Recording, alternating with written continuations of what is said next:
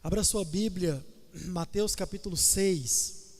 Nós vamos avançando no nosso estudo no Sermão do Monte. E hoje nós vamos ler esse texto, meditar sobre esse texto. E que Deus possa falar ao seu coração, que Deus possa falar ao meu coração, através da palavra dele nessa noite. Mateus capítulo 6, o verso 1, deixa a sua Bíblia aberta aí. Eu quero mostrar algumas coisas com relação ao capítulo e a nova sessão que nós estamos estudando. Vamos começar hoje e depois nós vamos ler esse texto. Então, até aqui nós estamos estudando aí o Sermão do Monte e nós já caminhamos bastante sobre ele, já aprendemos muitas coisas. Nesse sermão que foi pregado pelo próprio Jesus, como já falei, é o melhor sermão que nós temos, é o Sermão do Monte, palavras do próprio Rei Jesus, o mestre dos mestres, aquele que, como insisto em dizer para os irmãos, era mestre nas palavras. Portanto, você deve prestar atenção em cada palavra que está em toda a Bíblia, claro, mas no Sermão do Monte, mais ainda, porque Jesus, ele não jogava palavras fora. Cada palavra aqui tem um significado, tem um sentido muito profundo, e é o que nós estamos procurando extrair com a nossa série, com os nossos estudos aqui domingo após domingo. Então nós já aprendemos muita coisa, e o Sermão do Monte ele é dividido entre sessões. Você pode perceber isso na sua própria Bíblia de duas formas. A primeira forma é com esses subtítulos aí que você tem na sua Bíblia, em negrito, né? Você tem, por exemplo, aí o ensino a respeito das esmolas, e esse título ele está errado, como já falei para você, ele está baseado na versão antiga, mesmo o texto aí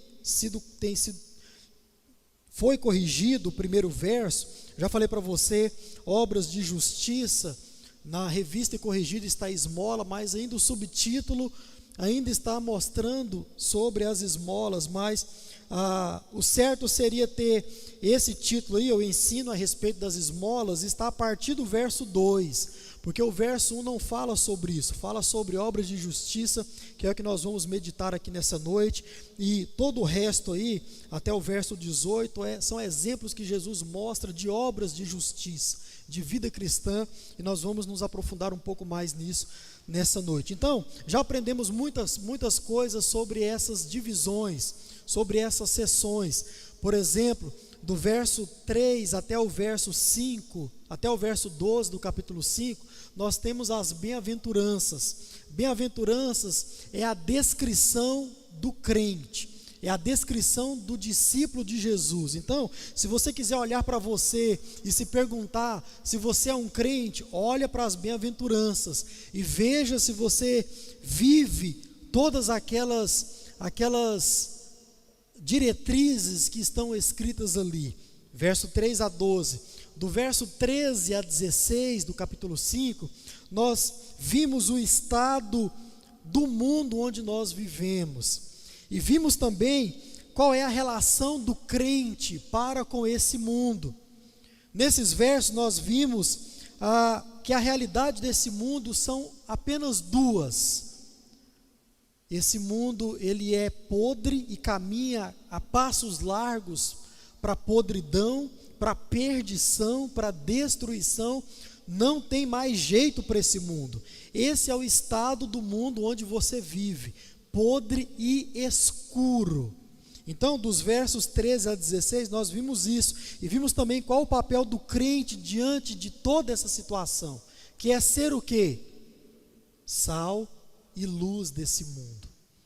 Nós aprendemos isso. Dos versos 17 a 48, que foi a nossa última sessão, finalizamos no nosso último estudo, nós vimos a relação entre o crente e a lei de Deus. Então, nessa última sessão, nós vimos que a lei de Deus ela é totalmente perfeita. Nós vimos que o que era errado e estranho eram os ensinos dos escribas e fariseus, e não a lei de Deus. Nós aprendemos isso, e vimos também que Jesus, ele explicou todas as questões a respeito da própria lei de Deus, porque Ele é o próprio Deus. Então, quando Deus, na pessoa do Deus eterno, Deus Criador, Deus Pai, deu a lei ao povo de Deus, Jesus também estava presente. Ele era o próprio Deus. Então, ninguém melhor que Ele mesmo para explicar para mim e para você quais os significados da lei de Deus. Então, nós aprendemos também isso e vimos também a partir desses ensinos de Jesus, dessas explicações, de todos os exemplos que Jesus usou para explicar a lei de Deus, vimos também as práticas, vimos também como nós devemos andar diante de tudo isso, vimos as implicações, os pormenores de tudo isso. Então, até aqui nós já aprendemos muito de como viver a nossa vida diante de Deus de forma saudável, como praticar a lei de Deus de forma saudável. E hoje, irmãos, nós vamos começar então uma nova fase ou uma nova sessão no Sermão do Monte. E essa sessão, ela vai cobrir todo o capítulo 6 de Mateus. E aqui Jesus, ele vai mostrar duas coisas de forma maior. E nós vamos ver essas coisas e também os pormenores, para que assim nós possamos entender e entendendo praticar a palavra de Deus também de forma saudável.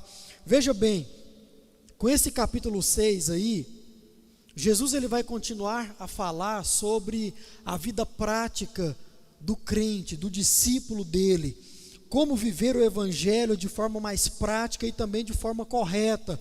Também junto a isso, nós vamos ver muitos ensinamentos, muita teoria, muita doutrina, vamos ver muito conteúdo, prática e conteúdo, tudo ao mesmo tempo, Jesus nos ensinando. Tudo isso nos ajudarão a ainda viver a prática de forma saudável, de forma mais eficaz. Por isso nós devemos ficar muito atentos àquilo que nós vamos começar a meditar. Com o capítulo 6, Jesus ele está mostrando algo em especial, que é o quê? A vida em retidão. Como viver a religiosidade diante de Deus, como viver a piedade diante de Deus. O capítulo 6, ele está nos mostrando exatamente isso. O crente tem a sua vida religiosa, tem os seus rituais religiosos, tem as suas práticas religiosas. Nós já entendemos, sabemos disso, que essa religiosidade, ela pode ser algo totalmente distante da realidade que as Escrituras nos exigem, ou ela pode ser uma religiosidade saudável. Então, o capítulo 6, ele está nos mostrando, principalmente uma parte dele, vou mostrar para você, como nós vivemos a nossa religiosidade de forma correta diante de Deus. Então, a tese de todo esse capítulo, a afirmação do capítulo 6 de Mateus é exatamente essa: como nós vivemos em retidão diante de Deus, ainda enquanto estamos vivendo nesse mundo podre e escuro. Como fazer isso? Porque uma coisa não se separa da outra, nós já aprendemos e vamos ainda meditar sobre isso. Ou seja, irmãos, Jesus está mostrando como o crente vive na presença de Deus a despeito desse mundo caído, a despeito de todos os ataques desse mundo caído sobre o crente, a despeito das perseguições, ou até mesmo a despeito de toda essa parte da religiosidade que não é saudável. Como nós vivemos a nossa religião diante de Deus? Capítulo 6 vai nos mostrar, e em especial uma parte dele. Então, como o crente vive agradando a Deus, mesmo diante desse tempo de muitas máscaras, de muita religião contrária às Escrituras Sagradas? Como, irmão, separar uma coisa da outra? Hoje, quando você olha para os bastidores da igreja evangélica, e não só para os bastidores, mas quando você olha para os cultos, e hoje você tem a oportunidade de sondar esses cultos, de ver esses cultos com as transmissões ao vivo por aí, e quando você olha, você vê algumas coisas nos cultos, dentro das igrejas, que você diz: não é possível que isso é religião, não é possível que isso é adoração, não é possível que o Senhor recebe isso de verdade como cheiro suave. Como você pode então separar tudo isso? A começar pela sua vida como servo, como discípulo de Jesus. É isso que nós iremos ver, começar a ver nessa noite. Então, para mostrar tudo isso, Jesus ele divide o capítulo 6, ou Jesus divide essa parte do seu sermão em duas grandes partes. Então, o capítulo 6, ele é dividido em duas grandes partes. A primeira divisão está do verso 1 até o verso 18. E essa divisão, ela tem uma segunda divisão. Por isso que eu disse para você que o ensino a respeito das esmolas não cabe para o verso 1. Apenas do verso 2 em diante você vai entender isso de forma muito clara. Mas do verso 1 ao 18 é a primeira divisão que Jesus dá no seu sermão. E essa divisão, irmãos, ela vai tratar da nossa vida religiosa, de tudo isso que eu estou falando para você até aqui, da nossa cultura de nutrição da alma.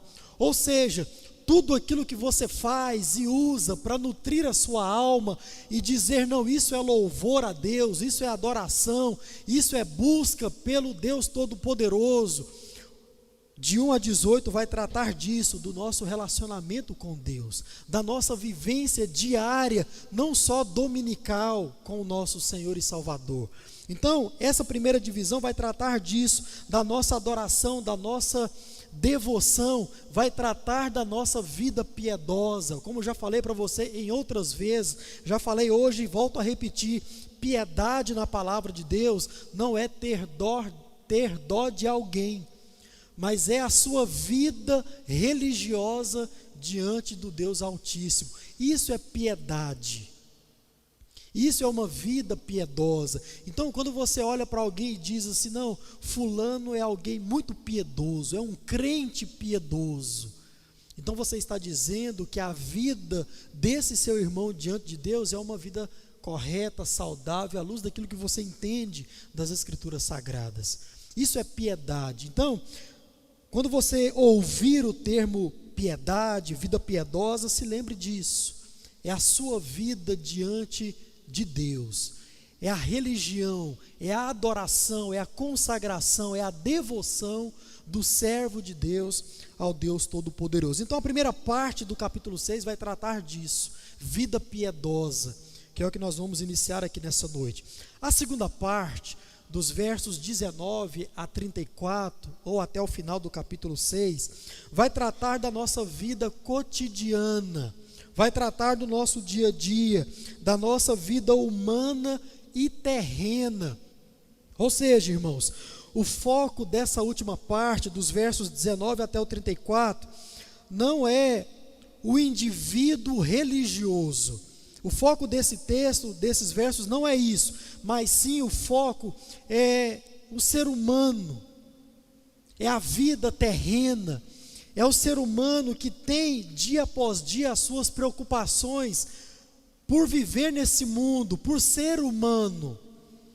Vai tratar das suas preocupações com comida, com bebida, com vestimenta. Então, a outra parte do nosso capítulo vai tratar isso, de mim e de você como homem e mulher, como seres humanos. Então, não significa que Jesus está necessariamente dizendo que o crente, ele tem duas vidas, uma religiosa e uma outra secular. Não é nada disso que Jesus está dizendo no seu sermão. Mas Jesus está dizendo que o crente, ele vive a sua vida diante de Deus sobre duas perspectivas ou duas realidades. Nós temos o nosso lado religioso, que na maioria das vezes ele é expressado nesse ambiente de culto, de congregação, de templo, de igreja, mas também deve ser expressado lá fora, vamos ver isso. Mas ele também, a vida do crente é composta também pela vida cotidiana, pelo viver o dia a dia. e vivendo o dia a dia, se encontrar com os embates, com as necessidades, com as preocupações que tangem uma vida normal de qualquer pessoa. Não só o ímpio tem preocupações com o que comer, com o que beber, mas o crente também tem. Não só o crente tem preocupações com doenças, com enfermidades, o ímpio também tem. Por que que nós temos essas preocupações, sendo crentes ou não? Porque todos somos seres humanos. E a religião não tira de você, crente, a sua humanidade. A religião não torna você um ser blindado das adversidades. É por isso que você está doente. É por isso que você está sofrendo. Não é porque o seu lado espiritual talvez esteja ruim. Não. É porque você é ser humano e ser humano sofre. Ser humano passa por lutas, passa por adversidades, passa por ataques. Então isso é vida humana. Dos versos 19 até o 34 vai tratar desse lado da vida do crente. E em especial para o crente. Lembre que o Sermão do Monte é para você e é para mim. Nós que somos discípulos de Jesus. Então, o crente vive essas duas realidades. É a mesma vida, todas elas devem ser vividas diante de Deus, mas são lados distintos da vida. E nós vamos aprender como viver diante de tudo isso. Ou seja, irmãos, o crente, ele é filho de Deus. Então ele não pertence mais a esse mundo, mas mesmo assim, ele vive a sua vida religiosa, vive a sua vida cotidiana, aonde? Nesse mundo. Então por isso que Jesus vai tratar nesse capítulo dessas duas partes na vida do ser humano. Então está aí, essa é a divisão desse capítulo. E a partir dessa divisão nós vamos aprender como viver uma vida reta, piedosa, diante de Deus, aqui nessa terra. Então, irmãos, hoje nós vamos olhar para o verso 1. E olhando para o verso 1, nós vamos iniciar então essa nova sessão que fala da vida religiosa do crente. E mais à frente nós vamos tratar aí da vida cotidiana do crente. Então, está com a Bíblia aberta aí? Olhe para a sua Bíblia, Mateus capítulo 6, o verso 1, diz assim: evitem praticar as suas obras de justiça diante dos outros, para serem vistos por ele, porque sendo assim, vocês já não terão nenhuma recompensa junto ao Pai de vocês que está nos céus. Amém, meus irmãos? Essa é a palavra de Deus, vamos então aprender sobre ela. Uma vida piedosa, é sobre isso que nós vamos meditar, e eu quero muito a sua atenção, para que nós possamos entender a palavra de Deus nessa noite. Então, nós vamos iniciar essa sessão vendo o que é que está por detrás dessa primeira divisão, que é do verso 1 até o verso 18. E como eu já falei para você, nós podemos e devemos fazer isso, dividir essa primeira sessão em duas, que é o verso 1 e depois do verso 2 até o verso 18. Porque esse primeiro verso vai mostrar qual é a estrutura de toda essa primeira parte, do verso 1 até o verso 18. Então, vai dizer para mim e para você qual é a mensagem que está por detrás de uma vida piedosa. O que é uma vida piedosa? Como é viver uma vida piedosa diante do Deus Todo-Poderoso? Esse primeiro verso nos revela isso. Então Jesus ele vai falar do tema principal da vida do crente, que é a retidão, que é a vida, que é a piedade, que é a justiça. Isso no verso 1. E depois dos versos 2 até o verso 18, Jesus ele vai dar então 3 exemplos de como eu e você nós podemos viver a nossa vida piedosa, correta, em retidão, diante do Deus Todo-Poderoso. Então, a esmola, a oração e também o jejum, são 3 exemplos que Jesus dá de como eu e você nós podemos viver a nossa vida diante dele, a nossa religião, a nossa religiosidade diante de Deus, e tudo isso de forma correta. Então nós não precisamos, não podemos fazer isso, olhar para esses exemplos de Jesus e dizer, não, é somente assim que eu vou viver a religião correta, dando esmola, orando e também jejuando. Não, isso aqui são exemplos, e nós poderíamos dizer que nós devemos começar com isso, mas tudo isso aqui tem uma abrangência maior. A vida cristã, a vida piedosa, ela se estende muito além de dar esmolas ou atender a necessidade, que é o princípio por detrás aqui, muito mais que orar, que é o princípio que não é somente oração, mas é relacionamento, e muito mais que jejuar, que não é somente você se abster de algum alimento por algum tempo, mas é você mortificar a sua carne e, principalmente, mortificando a sua carne, a sua vontade, você trocar um prazer terreno por um prazer espiritual. Isso é jejum. É você trocar um ambiente, um momento ou uma refeição sua por um momento com Deus, por um alimento espiritual. Isso é jejum.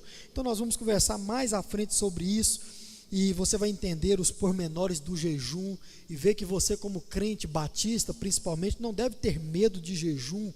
Muito pelo contrário, nós devemos jejuar, nós devemos nos colocar diante de Deus em contrição, trocar. Jejum é uma troca, você troca um momento por outro, uma refeição por outra. Isso é jejum. Então, irmãos, Jesus está nos mostrando que existem duas formas específicas, ou algumas formas, melhor dizendo, específicas de viver a nossa religiosidade, e olhar para isso e avaliar se ao longo do tempo a nossa religiosidade ela tem sido algo sadia ou não. Então nós vamos começar a ver isso nessa noite, e de acordo com os exemplos que Jesus dá, esses aí dos versos 2 a 18, nós podemos encarar isso como as primeiras formas de começar a nossa religiosidade, de nutrir a nossa fé, através desses exemplos aí. E como falei, o princípio é a forma como ajuda os necessitados, porque ajudar o necessitado vai muito além de dar esmola a alguém, porque talvez a necessidade do seu próximo possa não ser um dinheiro ou um prato de comida, possa ser outra coisa. Então, como falei, são exemplos. A forma como me relaciono com Deus e a forma como mortifico a minha carne, esses são os princípios por detrás de uma vida piedosa. E é o que nós vamos meditar nessa noite. Mas hoje eu quero mostrar para você o que é que Jesus nos ensina nesse verso primeiro acerca de uma vida cristã, acerca de uma vida piedosa, acerca de uma vida religiosa. Eu quero trazer tão somente duas coisas, poderia trazer muito mais, mas nós vamos olhar para a primeira parte desse texto e nós vamos entender o que é que Jesus revela sobre uma vida piedosa. Primeira coisa, Jesus diz aí nesse texto que a vida piedosa ela é muito delicada. Viver a religião de forma correta, saudável, é algo muito melindroso, muito delicado, é muito sutil. A verdadeira religião e a falsa religião. Então, para que eu e você nós possamos discernir entre uma e outra, fazer a diferença entre uma e outra, nós precisamos entender esse verso primeiro, antes de entrar nos exemplos, porque senão nós olhamos para os exemplos e dizemos, não, é só isso, então se eu só orar, eu vou estar me relacionando com Deus. Não, não é isso. Você vai ver nos pedidos da oração, o que é que está envolvendo aí o relacionamento com Deus. Não, se eu só jejuar, ou se eu fazer jejum de Coca-Cola, por exemplo, ou jejum de comer carne, Ou jejum de foto de Instagram. Outro, faz tempo eu recebi isso. Ah não, pastor, a minha foto não está lá no perfil porque eu estou fazendo jejum de foto de perfil de Instagram. Misericórdia, irmão. Não entendeu nada sobre o que é mortificar a carne, sobre o que é jejum, à luz das Escrituras Sagradas. É por isso que a gente faz esse tipo de coisa. Ah não, pastor, eu não tomo Coca-Cola porque eu estou jejuando de Coca-Cola. Eu estou jejuando de caviar desde quando eu nasci. Nunca comi esse negócio. Agora, eu não posso olhar para isso e falar que é jejum. Eu não posso me abster de algumas... Irmão, jejum é você lançar mão, abrir mão e trocar. Agora, quando você faz jejum de Coca-Cola, por exemplo, em uma refeição, você está trocando aquilo por quê? Pelo quê? Não tem como você trocar. Agora, por exemplo, quando você, ao invés de almoçar, por exemplo, você vai para o seu quarto, fecha a sua porta, pega a sua Bíblia e passa aquele momento orando, de joelho, se alimentando da palavra de Deus. Aí sim você pode dizer que isso é um jejum. Agora, o que adianta você trocar a sua Coca-Cola e morrer de tanto comer carne, por exemplo? Você dizer, ah não, eu não faço. Irmão, isso não é vida religiosa. Então, a vida piedosa, ela é algo muito delicada. E Jesus diz isso com todas as letras aqui. Por quê? Viver, irmãos, a vida cristã de forma saudável é algo que vai exigir de mim e de você, crente, muito equilíbrio. Irmãos, essa nós poderíamos dizer que é a palavra-chave, equilíbrio. Quando você olha para a Bíblia Sagrada, porque quando nós olhamos para a Bíblia Sagrada como um todo, nós podemos ver, irmãos, que o que ela exige de nós, dos crentes, é um equilíbrio entre um texto e outro, entre aquilo que está na própria Bíblia Sagrada. Porque se você não tiver equilíbrio, quando você olhar para alguns textos, você não vai conseguir cumprir a palavra de Deus de forma correta. Portanto, a sua religiosidade não será expressada de forma correta. Por exemplo, coloca aí, irmão, por favor, Mateus capítulo 5, verso 16, você já leu esse texto, já estudamos sobre ele, e Mateus 6, o verso 1, esse texto que nós estamos aqui, porque em muitos lugares nas Escrituras Sagradas, nós percebemos que muitos textos parecem que estão nos colocando em uma saia justa, quando nós então queremos praticá-los. Então você olha para um texto e fala, não, vou praticar isso na sua totalidade. Aí você olha para outro texto e fala, espera, e agora? O que é que eu faço? Por exemplo, esse texto está aí diante de nós. Assim brilhe também a luz de vocês diante dos outros, para que vejam as boas obras que vocês fazem e glorifiquem o Pai de vocês que está no céu. Então, olha só, brilhem a vossa luz. Para quê? Para que os outros, para que os homens vejam as suas obras e glorifiquem ao Pai de vocês que está no céu. Agora olha só o verso 1 de Mateus 6.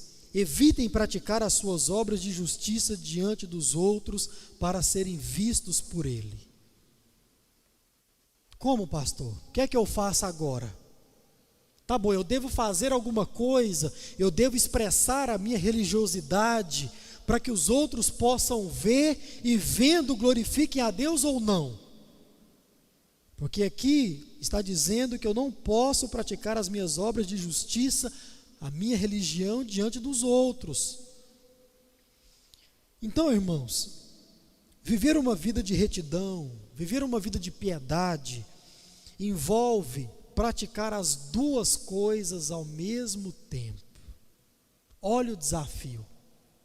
Porque eu não posso olhar para esses textos e cumprir um em detrimento do outro. Eu não posso olhar para esses textos e cumprir cabalmente um e cumprindo um, está descumprindo o outro.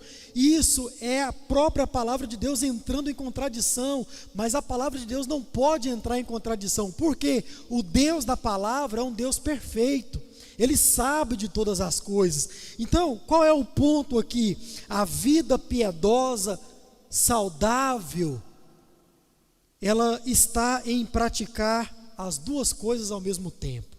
Eu pratico a minha religião diante dos outros, para que eles vejam e vendo, eles possam glorificar ao meu Deus. Mas, irmãos, qual é o ponto-chave aqui? Eu não posso estar com a expectativa de que os homens olhem para mim. Porque qual deve ser a minha expectativa em os homens olhando para mim? Que eles façam o quê? Glorifiquem a Deus. Então, seja lá qual for a obra de justiça, qual for a expressão da sua religiosidade aqui nesse templo ou fora dele, que dentro de você possa estar o seguinte entendimento: olha, o meu intuito não pode ser a adoração a mim mesmo.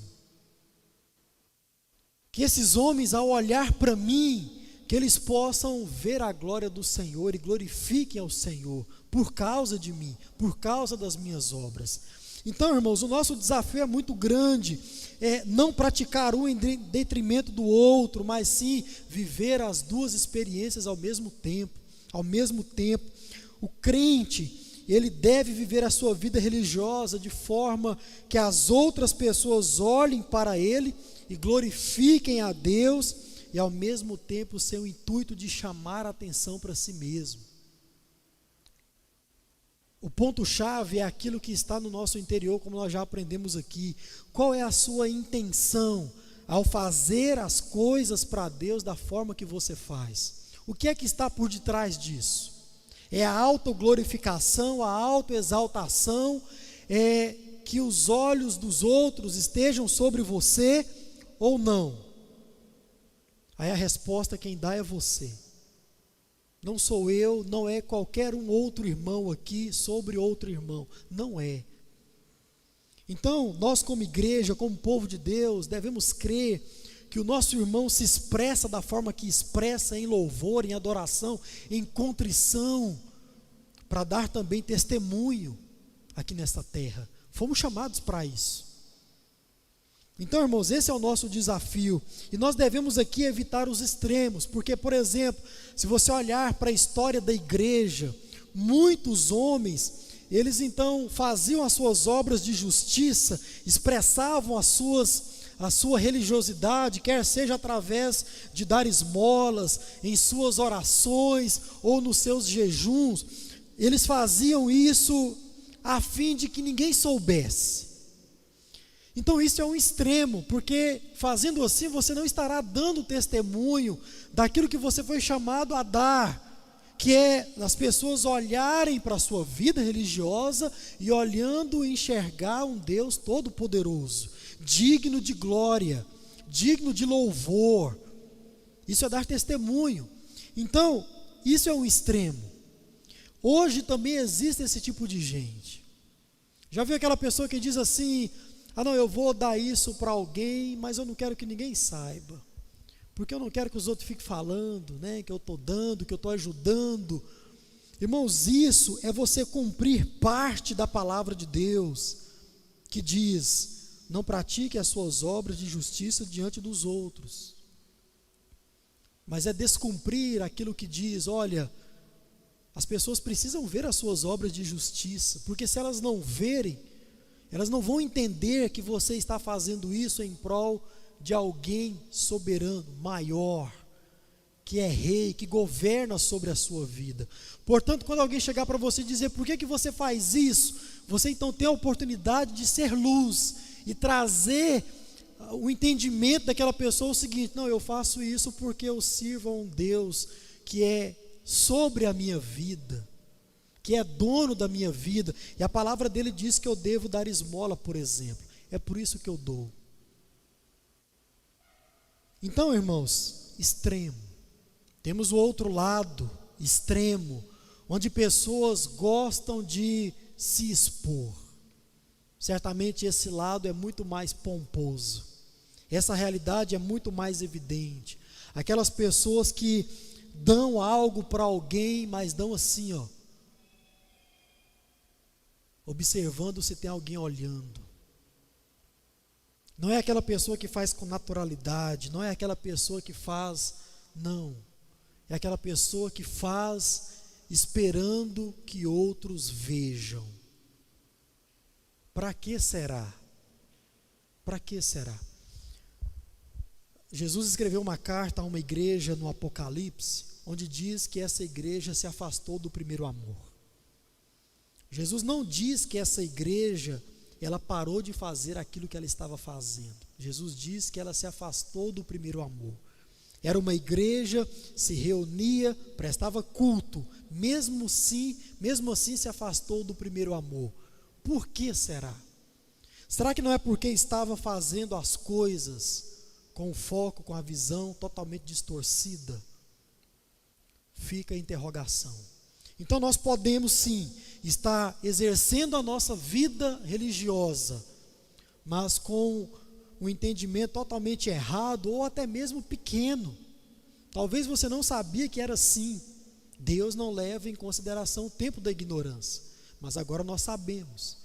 Então, irmãos, a vida religiosa, ela é muito delicada, muito sutil, e nós devemos então entender a palavra de Deus para que nós possamos agir de forma correta. Viver uma vida religiosa saudável diante de Deus vai exigir de mim e de você equilíbrio, moderação, observação do nosso próprio caráter, das nossas próprias intenções. Nós devemos então entender isso. E muita dependência de Deus, muita. Porque se não for a partir da dependência de um Deus todo-poderoso, nós não conseguiremos fazer isso. É muito delicado. Segundo e último, a vida piedosa exige escolhas. Esse texto mostra isso com muita clareza. E esse ponto ele vai mostrar ainda mais sutileza, ainda mais delicadeza na vida religiosa saudável, que é, irmãos, a escolha entre agradar a nós mesmos ou agradar a Deus. Esse texto ele fala dos outros, mas ele também fala de nós, porque em muitas ocasiões, quando nós fazemos as nossas obras de justiça, irmãos, para nós o que está em jogo, em muitas ocasiões, é a nossa própria reputação. Você vai concordar com isso se você for honesto sobre você mesmo. Olha só o que o texto diz, o verso 1: evitem praticar as suas obras de justiça diante dos outros para serem vistos por Ele. Aqui o texto também chama a atenção para nós mesmos, porque, irmãos, quem será nunca usou a sua vida religiosa diante dos outros para mostrar para os outros que nós somos pessoas melhores, pessoas um pouco diferentes, até mesmo que nós somos pessoas separadas, ou gente boa, ou pessoas de boa fama, dignas de confiança. A nossa religiosidade, ela deve sim mostrar tudo isso, mas a nossa intenção, ou aquilo que deve estar por trás do nosso coração, é que, de novo, tudo isso possa dar glórias a Deus. Paulo vai dizer isso, segundo aos Coríntios capítulo 4, lá no verso 15, que tudo que nós vivemos é para que a glória de Deus possa ser cada vez mais aumentada. Tudo que nós vivemos. Mas, irmãos, o ponto aqui é o seguinte: muitas vezes nós usamos da nossa religiosidade para mostrar para os outros que nós somos pessoas distintas, diferentes. E o ponto aqui não é aquilo que eu falei domingo passado, mas o ponto aqui é quando Jesus diz aquela parábola em que o fariseu, o religioso, ele diz o seguinte: Senhor, muito obrigado porque não sou como esses publicanos. Muito obrigado, porque eu sou totalmente diferente deles. E se você conhece a passagem, Jesus vai dar honra, glórias a quem? Ao publicano. Porque mesmo na sua incredulidade, mesmo na sua pequenez, diante de um fariseu religioso, pomposo, falso, ele diz: Senhor, tem misericórdia de mim. E diz que a oração desse homem é que foi atendida, é que foi realizada, o seu desejo que foi atendido. Deus teve misericórdia dele, porque ele era pecador, isso saiu da própria boca dele.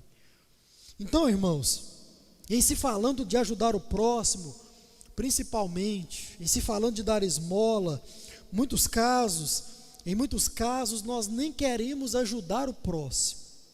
O ponto não é ajudar o outro, o ponto é a gente mesmo, porque se a gente ajuda, vão dizer de nós: aquele é gente boa, aquele é bondoso, aquele é piedoso, aquele tem misericórdia, tem compaixão.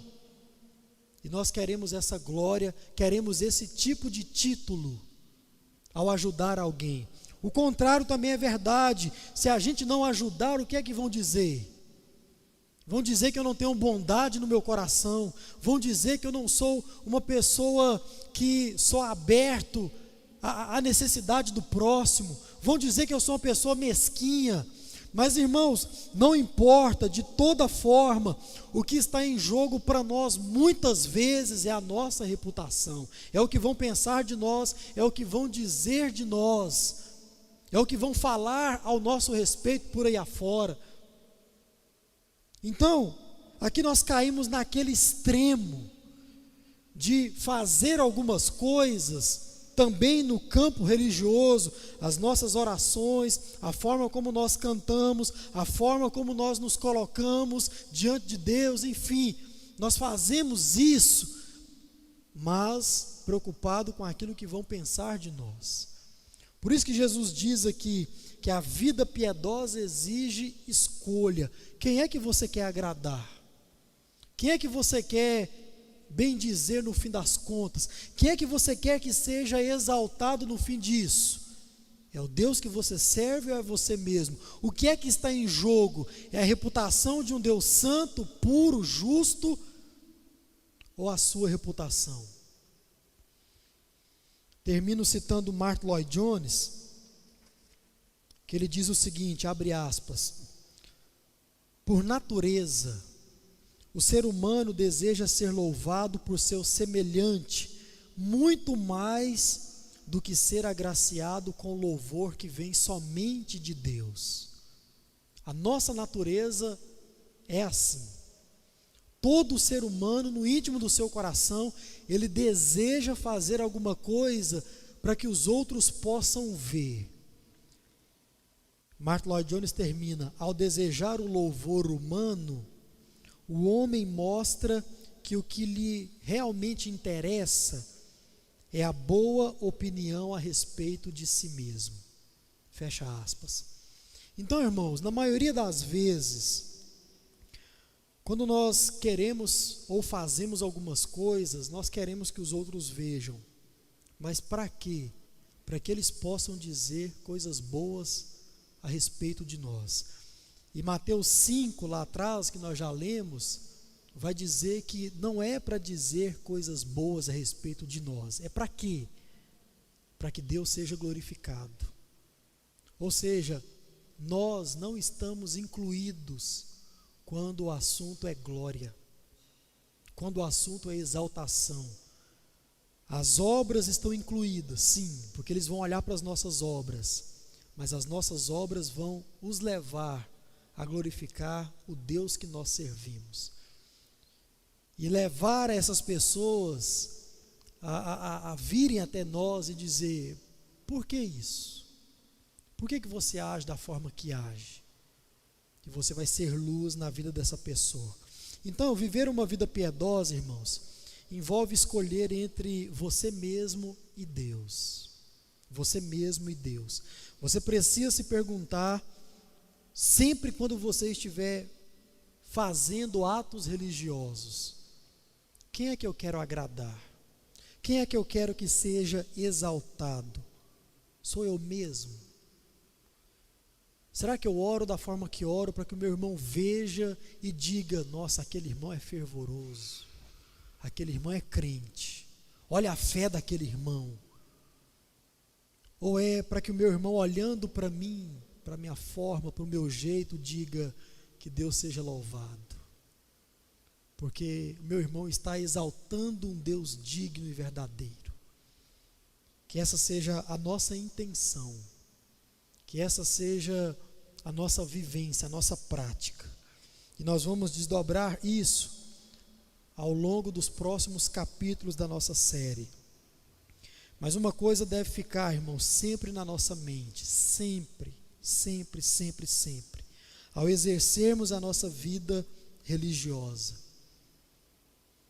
que nós estamos diante de um Deus que tudo vê. Tudo vê. Nós não podemos esquecer disso jamais. E se você é daqueles que gosta de decorar versículos, se você é daquele que gosta de escrever versículos nas suas paredes, colocar nos quadros e colocar na sua estante, eu indico um para você. Abra a sua Bíblia e marque esse texto, e aqui a gente termina. Gênesis 16, o verso 13. Esse texto é bom para você decorar, para você escrevê-lo, para você marcar na sua Bíblia, para você nunca mais se esquecer. Gênesis 16, verso 13. Então Agar deu ao Senhor que havia falado com ela o nome de: Tu és o Deus que tudo vê. Porque ela dizia: neste lugar eu olhei para aquele que me vê. Isso deve estar na nossa mente. Cantando ou não, orando ou não, dando esmola ou não, que você deve se lembrar que você está diante de um Deus que tudo vê. Tudo vê. Está nos contemplando. Então a minha oração é para que durante a exposição dessa primeira parte do capítulo 6, que eu e você, meus irmãos, nós possamos observar com sinceridade como tem sido e como está sendo a nossa vida religiosa, os nossos atos, os nossos ritos religiosos para com Deus, e observar se existe alguma falha, se existe a necessidade de alguma mudança, e sempre há, que nós possamos então mudar aquilo que for necessário em nós. Amém?